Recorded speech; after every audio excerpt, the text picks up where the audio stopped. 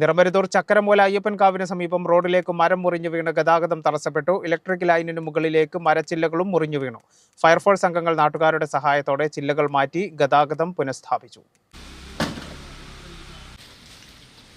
നിറമരുതൂർ ചക്കരമുല കൊമ്മച്ചാട്ട് കുന്നത്ത് ശങ്കരന്റെ വീടിന് മുകളിലേക്കാണ് മരം മുറിഞ്ഞു വീണത്. കഴിഞ്ഞ ദിവസം രാത്രി 8:30-ഓടെയാണ് സംഭവം.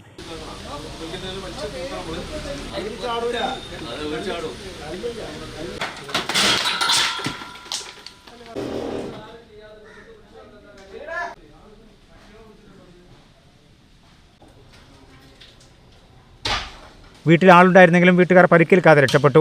ഓടിട്ട വീടിന്റെ മേൽക്കൂര പൂർണ്ണമായും തകർന്നു.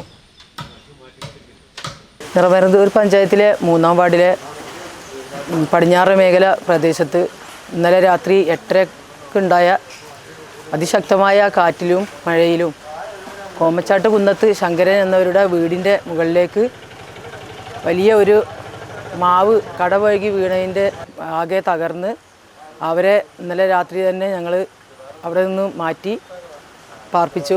പിന്നെ അതുപോലെ തന്നെ 3-ാം വാർഡിൻ്റെ മറ്റു പ്രദേശങ്ങളിൽ കുന്നുംപുറത്ത് അബ്ദുള്ള എന്നവരുടെ വീടിൻ്റെ മുറ്റത്തുള്ള തെങ്ങ് കടപഴകി മതിൽ മുഴുവനായിട്ടും അവരുടെ വഴി തടസ്സപ്പെട്ട് കിടക്കുകയാണ്. അതുപോലെ തന്നെ മാടമ്പിക്കളത്തിൽ അബൂബക്കറിൻ്റെ മകൻ്റെ വീടിൻ്റെ മുകളിലേക്ക് തെങ്ങ് അതുപോലെ തന്നെ വീണ് കിടക്കുകയാണ്. വീടിനൊന്നും പരിക്കില്ല. കുന്നുംപുറത്ത് അബ്ദുവിൻ്റെ വീടിൻ്റെ മതിൽ തെങ്ങ് കടപഴകി വീണ് തകർന്നു. മാടമ്പിക്കളത്തിൽ അബൂബക്കറിന്റെ വീടിന് മുകളിലേക്ക് മരം വീണു. ഗ്രാമപഞ്ചായത്ത് അംഗങ്ങളായ KT ശശി, ഹസീന തുടങ്ങിയവർ സ്ഥലം സന്ദർശിച്ചു.